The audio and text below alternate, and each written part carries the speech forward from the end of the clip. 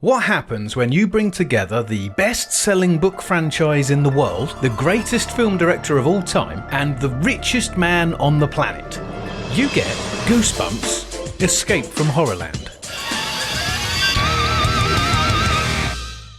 Published by Scholastic in 1992, the Goosebumps line of horror novels were an international phenomenon. For 5 years, there was on average a new Goosebumps book every month. That element of the collectible helped Goosebumps shift 4 million books every month. If it wasn't for this lad, Goosebumps would still be the best-selling book series ever.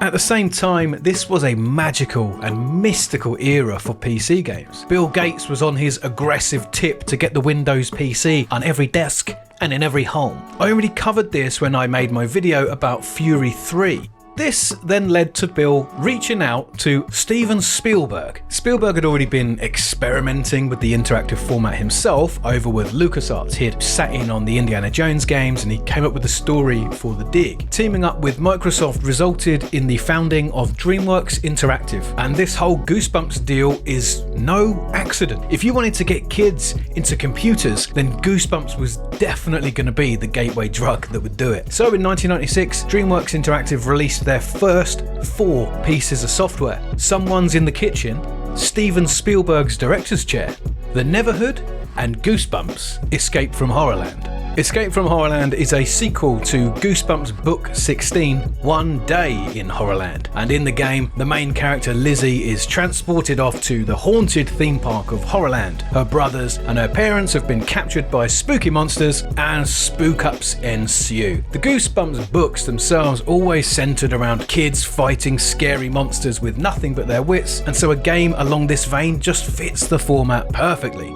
Escape from Horrorland is an FMV point-and-click adventure game along the lines of Phantasmagoria or Gabriel Knight, except this time the live action sequences are directed by Steven Spielberg. The first thing then that you have to mention is this absolutely unreal Hollywood production quality. I'm gonna say it. Escape from Horrorland falls between the release of Jurassic Park 1 and Jurassic Park 2. This is the project that Spielberg worked on between those two films. For me, this seems like Spielberg taking what he learned from Jurassic Park and then applying it to a computer game. Green screen effects, in-camera compositing, puppetry, miniatures. When I was playing the game, I thought that the environments looked a bit like miniature sets that you'd see in films. Well, it turns out they are miniature sets, and that's just so sick, man. The puppetry and the miniatures were done by the Chiodo brothers, the team behind Critters, Killer Clowns from Outer Space, and the puppetry in Team America. Not only that, but the digital effects over the top are done by a young Blur Studios. This just fully represents Spielberg entering the interactive space, but on his own terms, and using technology he understood and bringing expertise that he already had. Once you're in the game, there is this 360 panoramic camera type thing, and I absolutely love it. This feels like an original way of presenting the game world, but to a kid in 1996, this probably felt hella immersive. Mouse looking around the whole area as if you're playing an FPS. This is probably the most original way of presenting an adventure game, and I think it's probably better than any other adventure game released the same year. Like all good theme parks, Horrorland is divided up into different sections and they're all connected via a central hub area. You've got the spooky forest, the pyramids, the mad scientist lab, Dracula's castle. It's all here. You can visit each location out of sequence. There's nothing really preventing you from exploring, but there is, I think, a logical order in which all the puzzles need to be solved. As with a lot of point-and-click adventure games, the bulk of the gameplay is in collecting inventory items and solving puzzles. The puzzles range from your Peter to Paul item quests, one-screen brain teasers, all the way through to audio puzzles. Escape from Horrorland really runs the gamut of the adventure game puzzle, using the full range of opportunities that the CD-ROM format was offering. No one puzzle really took that long. We found it to be really intuitive. I mean, yeah, it's easy because it's for kids, but even as adults it was fun figuring these out, and I imagine for children this would be even more satisfying. Clicking around on items in the environment solves most of the puzzles, but it also allows you to interact with the world in a meaningful way. A lot of the things that you click on serve no purpose whatsoever other than just to be entertaining, and I think this is great.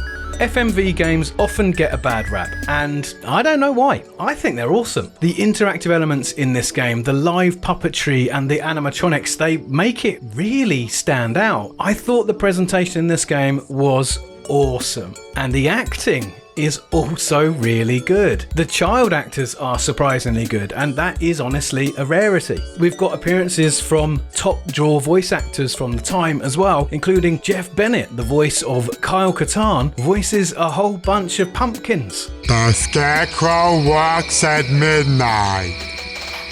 How can that not be good? Also, the guy who founded the park is played by that guy from CSI. Everyone involved is doing these huge performances. They're all clearly really enjoying themselves. This is the reason you probably clicked on the video, because it's going to be in the thumbnail. We get to Dracula's castle, and then Lottie's like, wait a minute, that's Isabella Rossellini. What the hell? And I just said, who do you reckon's going to be playing Dracula? And she just went, well, it's 1996. It would be wild if it was Jeff Goldblum. And it only bloody is Jeff Goldblum. He comes swooping in like he does in Jurassic Park 2. You remember that bit where he's got the hang glider?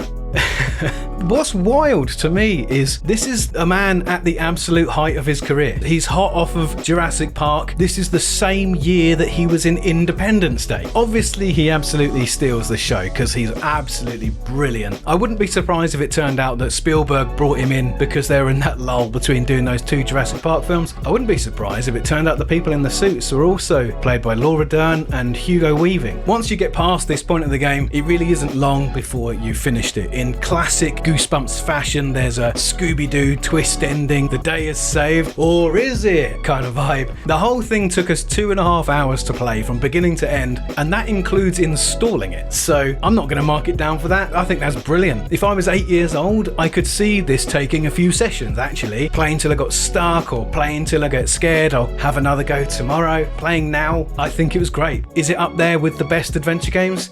No, but then none of the Goosebumps books are going to rank in the top 10 on Goodreads, you know? It's not aiming for that. What Goosebumps always did extremely well was resisting the urge to dumb things down for kids. Kids love being scared, and this game sits in that same aesthetic as those books. I've read accounts of people playing this game as kids and saying it scared the pants off of them when they were kids. I think the attraction to Goosebumps for Spielberg was probably, as with his background in film, he could apply these ideals and these methods which could be considered quite adult and scary, but in an environment which is safe for children to enjoy it too. Goosebumps Escape from Horrorland was DreamWorks Interactive's best-selling game of 1996. It sold about 130,000 copies. Now, when you consider it was going up against Myst that year, another FMV point-and-click adventure game with a theme centered around books, but one which is now considered one of the all-time greats of the genre, I don't think that's too bad. Goosebumps, as I've said and as you already know, did eventually get a hit television series. Here in the UK though, this game predated the release of that show by 1 year, which means this game is the first live-action Goosebumps adaptation. There are a lot of reviews slating this game, and honestly, I don't see it. This is a charming, if defanged, horror game specifically designed for kids. You could say it's a little bit cliched, but I would say it's accessible. It's designed for a younger audience. It was really fun to play, and I would recommend it, especially considering you can get it done in one sitting. I'm going to go out on a limb here, and I'm going to say this is unlikely to be for sale on digital storefronts. I have been wrong before though. Happy Halloween everyone. I hope you enjoyed the video, and I'll see you again soon. Alright, ta-da.